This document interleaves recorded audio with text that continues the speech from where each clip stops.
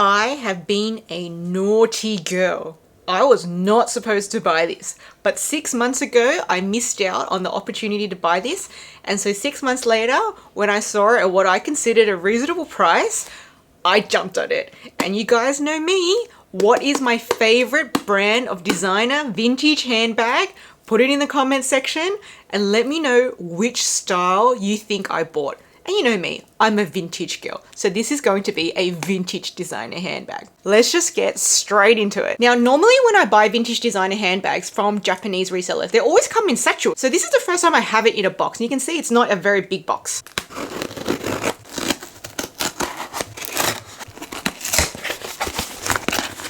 You can already see the color scheme. It's brown.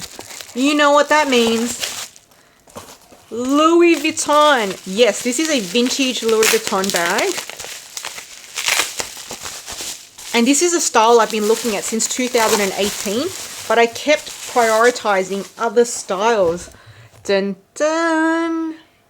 This is a vintage Louis Vuitton Marly Bandouliere bag. This is the very, very old style Marly Bandouliere with the treated pigskin leather trim all around the top, the sides, and the bottom. There was another Marly Bandouliere style that was designed after this, which features vachetta leather, and the vachetta leather is just piping around the edges, and this trim here, and where the chaps are for the straps, unlike this, which is completely leather all the way around. And this is going to be my new everyday crossbody bag, and it has a strap. And what I love about this particular style, the super old vintage style, is the strap is detachable. Unlike the one that came out afterwards with the vachetta, that strap is not detachable. So this just has these little hooks here, and you just hook it on like that. So here's the front of the bag. Here's the back of the bag, which looks the same as the front. The top of the bag. Let's just test the zipper. That's fine. And one thing I want to point out about these super vintage Louis Vuitton bags is they have the eclair zipper. So you can see it says the word eclair there. So in the 1980s, Louis Vuitton used eclair zippers, and eclair is a French zipper brand. They no longer use eclair zippers, they use their own in-house zippers. And what I love the most about these pigskin treated bags is the interior is also a leather. I think it's also pigskin, and these don't flake or get sticky or tarry, unlike the bags that were made in the late 80s and 90s and early 2000s, which had the Vuittonite. This was before the Vuittonite, so these don't need any sort of cleaning out. So there's the heat stamp there, Louis Vuitton Paris, made in France. So this is really old, pre-date code, meaning it was before 1983. No date code on this one, it's pre-date code. So I plan on using this as my new everyday crossbody bag. So at the moment, I'm really into like a size 20 to 22. So under size 25 is my favorite at the moment. Now, before we continue, there's someone I want to introduce you to. This is Korra, and I'm puppy sitting her at the moment. This is my sister's, I think she's a toy cavoodle. So she's a cavoodle, I'm just not exactly sure what size she is. And she's 6 months old, and we have her this month while they're away on their Easter holidays. This is Korra. Say hi, Korra. Okay, so this is what the bag looks like crossbody. So I'll put my height and weight here just for reference. So normally I like my crossbody bags to be a little bit higher than this. This is currently a strap drop of 57 centimeters, and I normally like 52. So normally I like it a bit up here, but this is fine down here. But for my height, I wouldn't want it any longer. Like I don't want it all the way down here. And I'm pretty much exclusively a crossbody person. Sometimes I wear a bag handheld, but I never do on the shoulder or one shoulder, simply because it hurts my spine and my shoulders. So this is what it looks like from the front. Really ease of access, getting my things in and out. Now let me just show you on the side. So this is quite long for my liking. Like it's just where my arm is. So I could still get my things without having to bend or anything.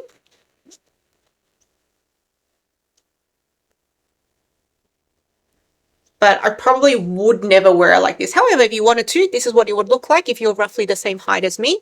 And most people are taller than me, so it'll probably sit on most people like that there on the side. Now, if we were just to pretend I put a short strap on it, so if I took that off and put a short strap, this is what it would look like if I wanted to just hold it. Or this is what it would look like if I wanted to do crook of the arm. But this is going to be my new everyday crossbody bag. Not that I don't already have a million crossbody bags and like they're all Louis Vuitton anyway. But you know me, I am Louis Vuitton obsessed and I'm going to keep collecting them. And particularly these ones with the pigskin leather, they're like my favorite ones because they are the most easygoing ones. Okay, so how much did I pay for this bag? So the reason why I decided to jump on this bag, even though I had no plans on buying another handbag, because I literally just bought one. I just bought this Bali of Switzerland return style Kelly bag, like not that long ago. Now this one I got for a really good score. It was about 120 US dollars, including all the shipping and taxes and blah, blah, blah, which worked out to be about 200 Australian dollars. And I have the unboxing and try on video here. And I was like, no, I'm done. I'm done. But then this one came up and this was priced at 200 US dollars. I have to add 10% tax, which we call GST. So it was 220 US dollars, which worked out to be about 350 Australian dollars. And this one, for the last couple of years, that has been considered a reasonable price, especially for one that does not have terrible corner scuffing. So you can see here, the corners are all still pretty good.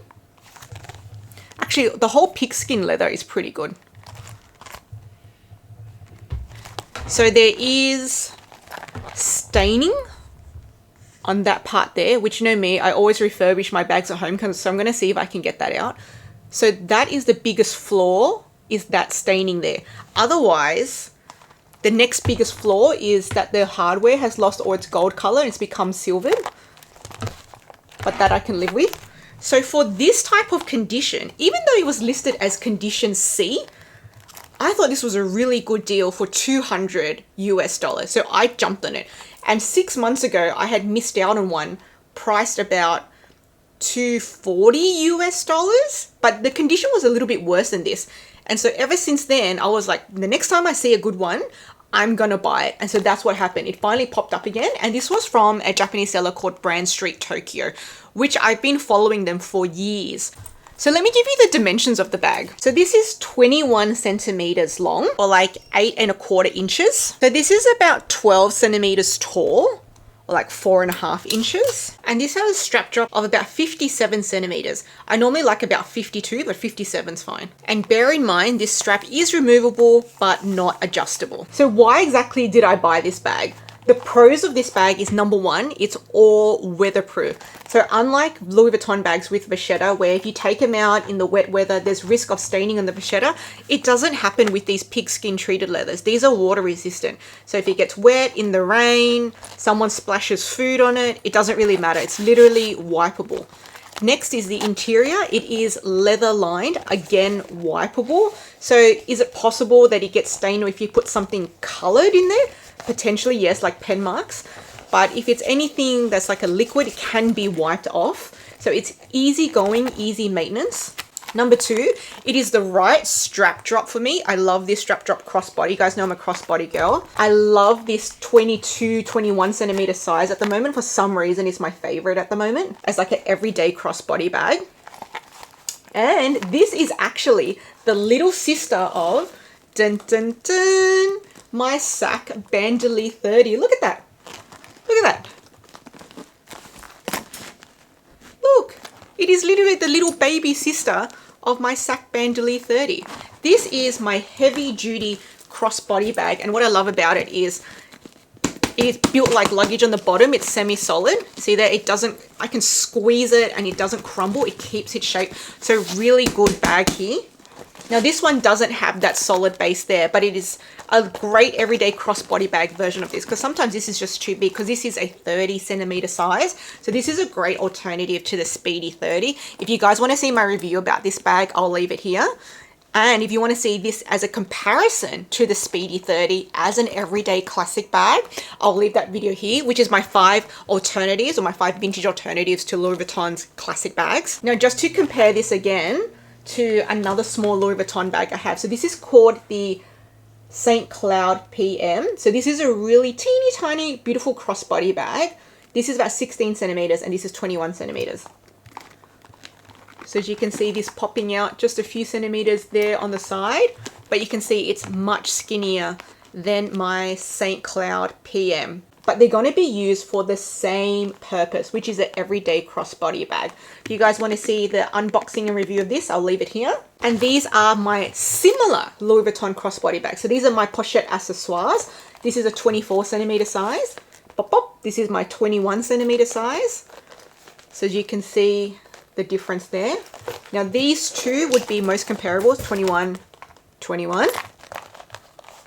Okay, so if you look both back and front, yes, they do look like they're the same size.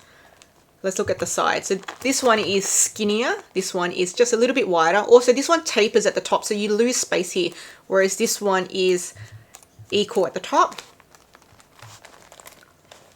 And then that's them on the bottom. So these two are very comparable, but this one is going to be able to fit more. Whereas if we compare it to the 24 centimeter size,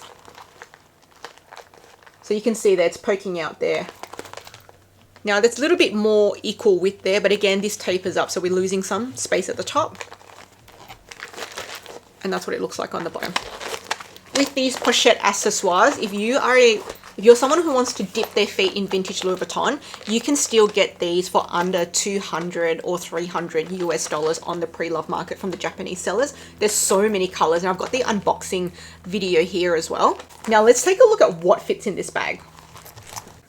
Okay, so let's get my daily essentials in. So I just have a coin pouch. This is my card holder. My phone. So normally when I'm going minimal, this is all I'm carrying, which is my necessities, which fits perfectly in that. Look at that. And now I've filled out the bag to actually show its true width. Now let's see if I can get extras in. Keys.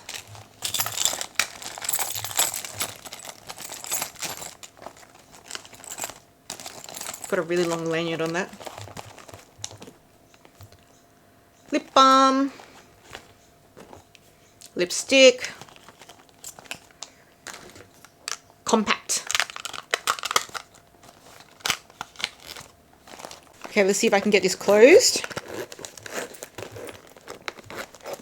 Yes, now we've gone a little bit curly along the top here, which I don't like, but otherwise I can get it closed. Now this bag would make a great alternative and probably more economical and practical to these items on the current Louis Vuitton website. So number one, the key pouch in the medium size. Now this, if you just take off the straps, it's a pouch. You can use it as like a toiletry or just a pouch inside your bag. So that now I've got a pouch. So the key pouch medium. The key pouch medium is a bit longer. So it's 24 centimeters in size. So it'll be like this much longer. However, because it's skinnier and even though it's taller, I think it's going to have less capacity compared to this vintage Marly Bandouliere. So that one is currently going for 775 Australian dollars, whereas I got this for 350 Australian dollars. So yes, this is a used and secondhand item. However, this is going to be more practical for me compared to that key pouch medium.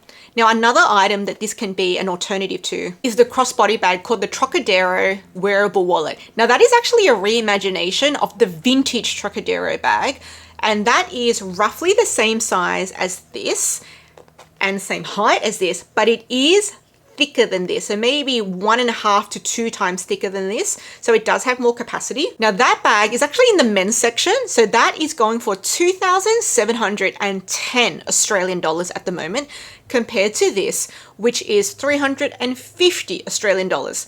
Now that one also has vachetta. I think it's actually the pre-treated, pre-darkened vachetta. Nevertheless, there is still a chance that that one can get water stains, whereas this one can't. Now, they both do have removable straps, but that one is adjustable, whereas this one is not. So that one does have the advantage of being a bit thicker and the strap being adjustable. However, for that price difference of $350 versus, you know, 2,700 plus Australian dollars, this is giving me very good utility. Editing me here is also a great and much less expensive alternative to the Louis Vuitton Pochette Accessoires. It's about 2 centimeters smaller along the length and about 1 centimeter smaller along the width. And it's such a small fraction of the price. And if you just put a short shoulder strap on, it's basically the same utility. So I'm going to see if I can get these black scuff marks out using this LA's Totally Awesome, which is what I use to clean my Louis Vuitton bags. So I just put a little bit on the Q-tip here, and you always have to do a test patch first because I tried this on my box leather and it actually stripped the color of the bag. So to be really careful and just do a test patch first. So I'm just going to press a little bit into there, and I'm just going to leave it for like a few seconds. Just do some minor rubbing just to see if the color starts to come off at all. Because I left one stain of discoloration on my red box leather bag, which was really bad.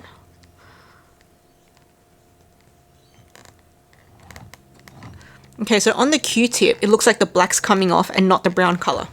So I'm going to proceed to keep going. I'm going to go back to the side of the Q-tip that was soaked in the Totally Awesome. I'm just going to start rubbing. I feel like it's slowly coming off. What do you think? I have a little bit here on the canvas too, but I'll just work on this leather first before I start jumping around. I think it is reducing the stain. Progress shot. I think it's getting better. And I don't see the brown color being stripped off either, which is a good sign. Ooh, it's getting better again. Of course, you can't use this method on vachetta leather. So if you have vachetta, do not do this. It will ruin the vachetta. Let me just test this canvas spot here. Okay, just leave that for a bit. Let me just start rubbing there. Oh, that just immediately came off. Look. Look at the Q-tip. That was so easy coming off the canvas. I wonder if the seller had just cleaned this off themselves, how much extra they would have added to the price. Do you think it would be like extra $50, $20, $100? Let me know. I reckon they would have put somewhere between an extra 20 to 50 US dollars on there. So for me, it's better that they just don't clean it and let me clean it myself and give me a better price. Okay, it's nearly all gone. Okay, my arm's getting tired, so I might just stop here. So there's that much left. And I'll just continue on another day because my arm's getting tired. But yeah, it was super easy to come off the canvas. It was just like 2 rubs. This had quite a lot of staining, so there's that. But do not do this on vachetta. I repeat, do not do this on vachetta. Now, if you guys haven't already seen my unboxing and try on video for this vintage Barley Kelly bag, which I got for 120 US dollars, I'm gonna leave that video here. And if you guys haven't seen my entire vintage Louis Vuitton collection, I have like over 20 vintage Louis Vuitton bags, I'm gonna leave that video here.